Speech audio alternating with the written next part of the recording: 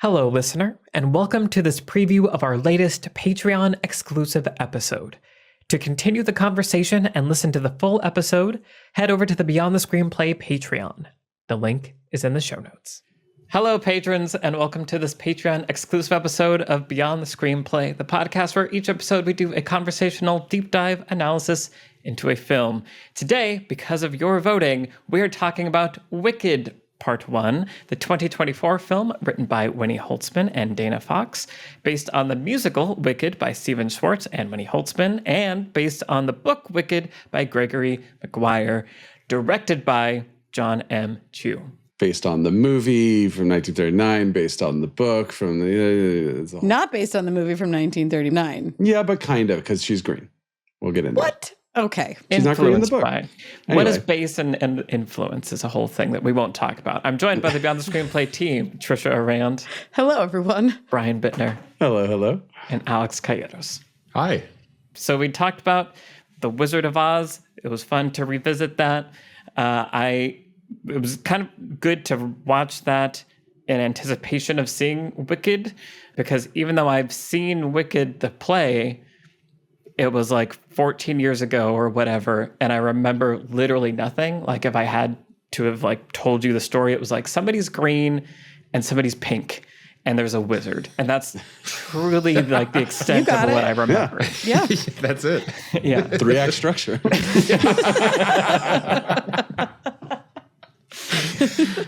That's our analysis. So going into this, I truly did not know what to expect. The trailer had me interested. Like, in some ways it was kind of like an assault of, CG images. It's like, okay, that's pretty.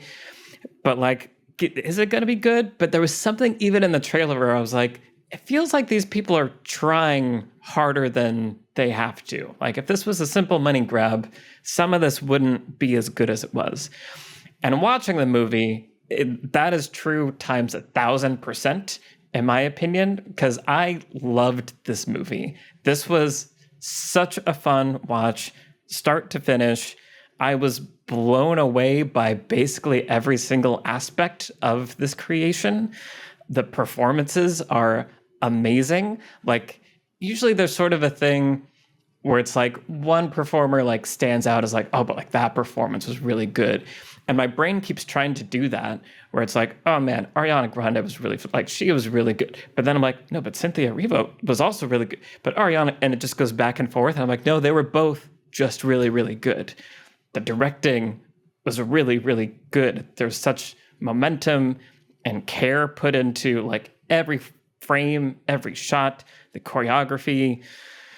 And then the music obviously is really, really great. Having not remembered any of the songs, it was fun to like rediscover them. And then it was that kind of thing where like, someone goes popular and I'm like, oh, that's a song. I remember that.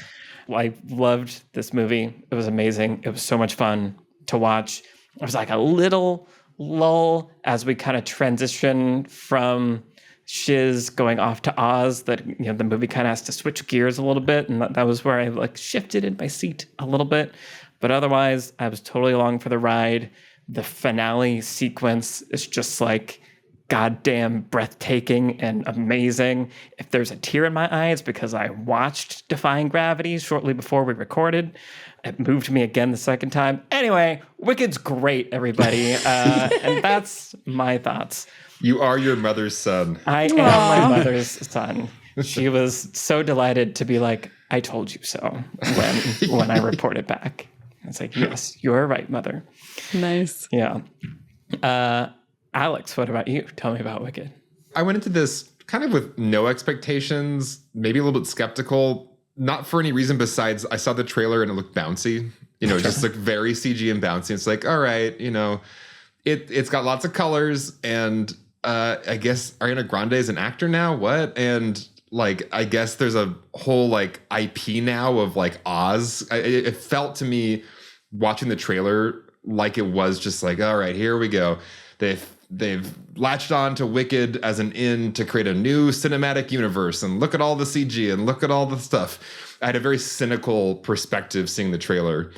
But then a lot of people in my life, all women, kept coming to me and saying, oh my God, Wicked was so amazing. Oh my God, I was sobbing. Wicked is so amazing. I'm like, I said, wow, you really like this movie. Not just like, oh, it was fun, it was good. It was like, your life is like changed. It reminded you why you want to be an actor. It reminded you, it's like, oh my God, what?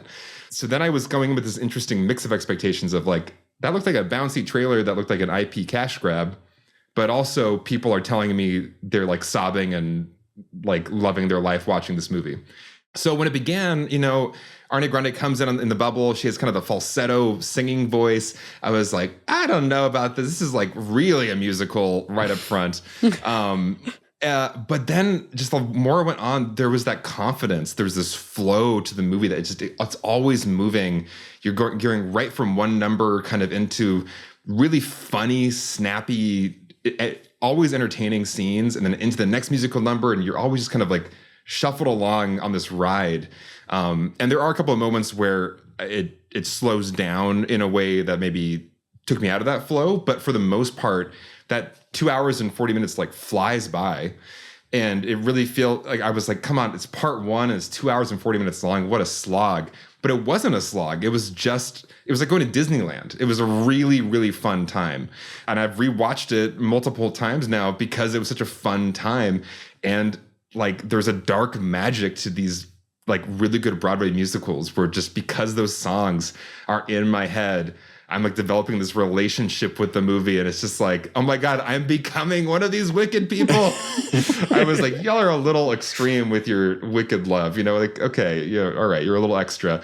But it's like, I'm listening to Defying Gravity a lot on my iPhone. It's been on my playlist quite a few times this week. So yeah, I also, Wicked has won me over. The trailers made me think it was a bouncy IP grab, and actually no, it's, as you said, Michael, created with a lot of love and heart and just like really going for it in a way that I did not expect. Yeah. I've heard multiple people whose like review was simply like, oh, I get it now. And that's like, that's kind of like the best review you can give something that's been like in the ether for, you know, decades. Yeah. Cause like Wicked's been around for a while. And I also, like you, Michael, saw it like 15 years ago and also forgot everything except for, I think, Defying Gravity. Just like I remember like her rising right before the intermission. But yeah, it was kind of like, yeah, I think it was fine. And like, it's like, you know, it's about the Wicked Witch. And I was like, how good can that be? But no, it's really good. I'm glad you compared it to Disneyland, because I had a similar feeling where like, I feel like I'm in a place right now. Like I feel like a kid in Disneyland where you're just taken somewhere else and you just want to be there as long as possible. And I can't remember the last time a movie made me just want to be in it for as long as possible. Other theme parks try to do the Disneyland thing, but only Disneyland like nails it. Where it's just smooth and effortless and like you're in good hands, you know? And there's something about this movie where you feel you're just in really good hands being taken on an awesome theme park ride. And it's real, there's so much candy. It's like candy for the eyes, candy for the ears. It's all sweet and candy and it's great. Candy for the soul. Yeah. And yet, for everything. And the comedy, you know, the comedic timing, we'll get into Ariana Grande. There's so much to talk about, but really, really good. Yeah. Trisha, what about you? A little background with me in Wicked. The soundtrack of the Broadway musical was like everything to me in high school, my senior year of high school, because I graduated in 2004. And then with my college boyfriend, I went to New York and saw the second Broadway cast. I wasn't able to catch the first Broadway cast, but I saw the second Broadway cast in 2005 with Eden Espinosa. It's like the only time I've ever been to New York, and I went there to see Wicked. When the soundtrack dropped, you know, I was involved in community theater, and every single teenager and adult, even that I knew, was like doing nothing but belting Defying Gravity. Like it was truly just so important to us at the time. And then I read the book shortly thereafter that it's based on. I haven't read all the books in the series, but I would say that overall it meant a lot to me for a really brief period of time. And then I really haven't thought that much about it. When trailers dropped, I didn't want to watch them. I was very sure that there was no good way to make a Wicked movie. I was like, that's a play. It's always been a play. It's such a play. Get out of here with your movie stuff. This is a terrible idea, and it's gonna make my soul wither if I watch it, probably. And I'm happy to report that I was incredibly wrong about that. And for the reason I didn't consider that maybe actually a movie is the best way to tell a Wicked story because The Wizard of Oz is such a movie. So maybe it should have been a movie actually the whole time. Maybe it should have just been a movie musical to begin with. Like, not to disparage the best-selling Broadway record-smashing Tony-winning play phenomenon, but like maybe building enormous sets on a soundstage and having people in elaborate costumes that you can zoom in on and fly your camera around and see the whole thing. Maybe that's what it always should have been. I was just so astonished by how the material was enriched by the filmmaking and how it speaks so much to the film, the cinematic roots of the IP. Even though technically this is not based on the 1939 movie, there are so many homages to it and so many ways that it references that and lovingly emulates the techniques that were originated by the 1939 movie, that it's just like, it just feels like such a celebration of that magic. You know, we talked in our Wizard of Oz episode about what a stamp that film has left on the movie industry. And it feels like Wicked is really trying to carry on that tradition in all the best ways, as much as it can. Now, I will say, so I loved every second of it. I do have some bumps.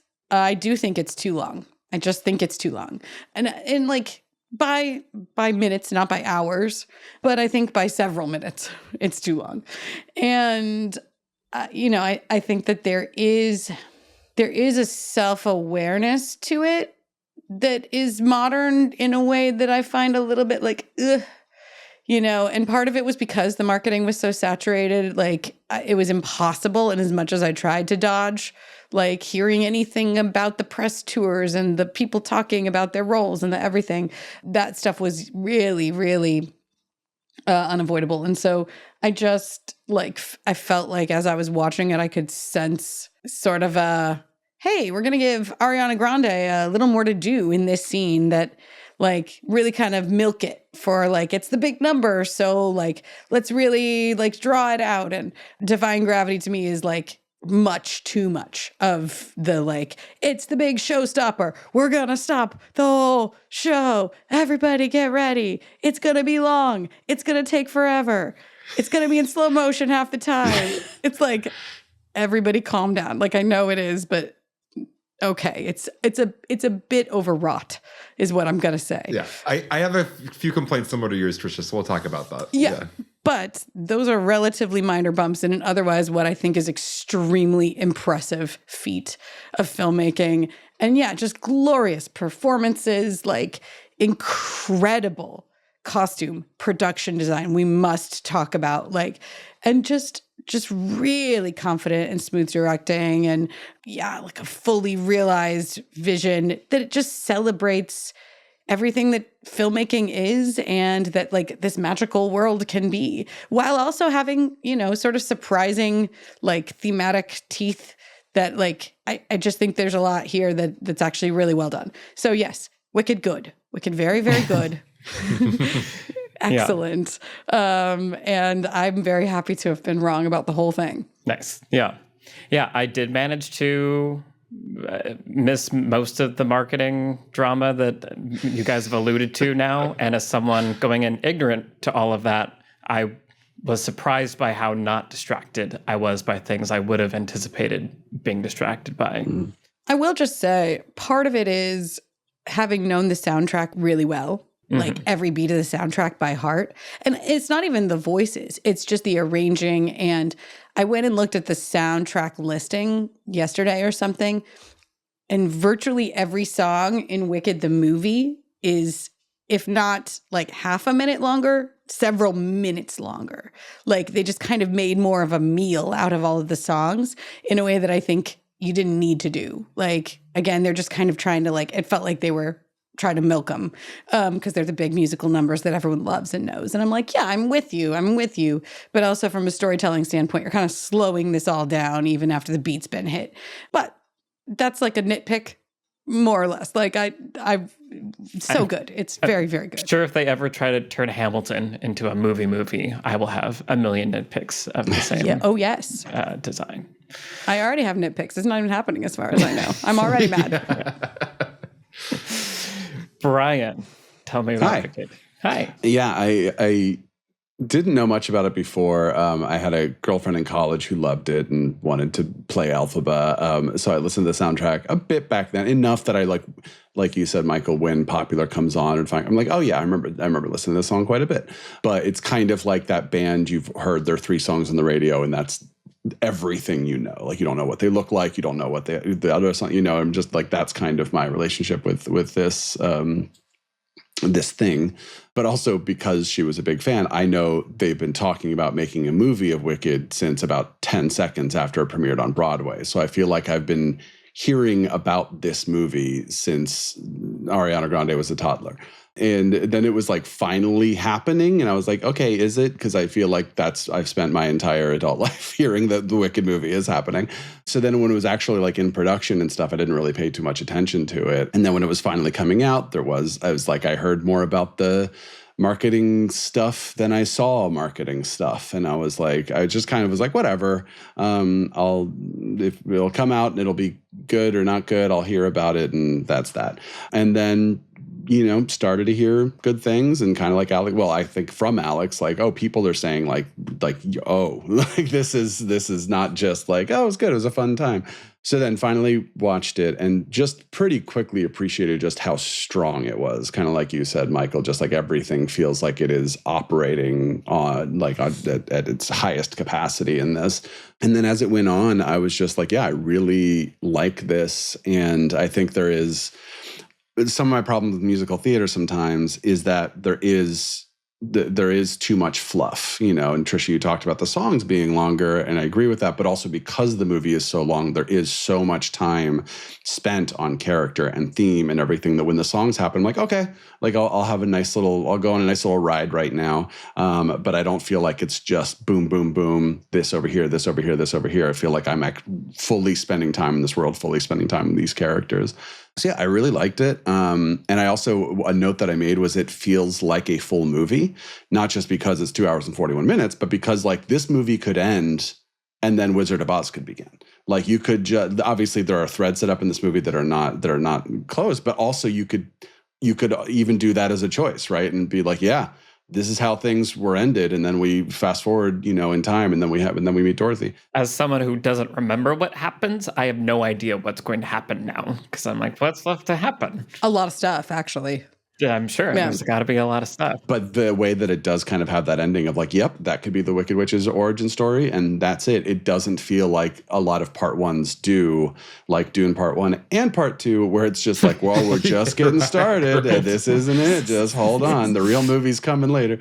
And then today I was like, oh, it's been a couple weeks. I should probably at least like put it on and maybe kind of scrub through it and remind myself. And within 5 minutes, I was like, oh, I'm watching everything. And I watched the whole movie and was just like, it was like better the second time. And it went from being like a movie that I liked this year to being like, oh, this is like probably a top 10 of the year for me. And one that it didn't do, I think, what Barbie did, because it feels kind of like it's in conversation with Barbie almost. It does. Production wise, but also Barbie is very much here we're talking about themes that are directly in conversation with today's world. This is the opposite of that, which is like we are going to deal with some themes in a big bad way, but in imagination land, and you can decide how to apply those to the actual real world. But if Barbie for me was just like, oh, I didn't expect this to be like maybe one of my favorite movies of the decade, Wicked was like not quite there for me. And I agree with some of the like, okay, this is taking a little long or whatever. But at the same time, I was just like, oh yeah, I'm like actually a fan of this now. And I'm very excited for Part 2. So looking forward to that. Yeah, it is. It's cool now to look forward to something of like, oh, Part 2 is coming. Like, right. I can't wait now, which was not necessarily the case. So many things to talk about: theme, character arcs, production design, camera, performances, just every part. As you said, Trisha, everything that cinema does, this movie, it presses that button. Every tool and that is available, it uses to tell a story. And that's why there's so much to talk about. Hope you enjoyed this preview clip. To continue the conversation and listen to the entire episode, head over to the Beyond the Screenplay Patreon. The link is in the show notes.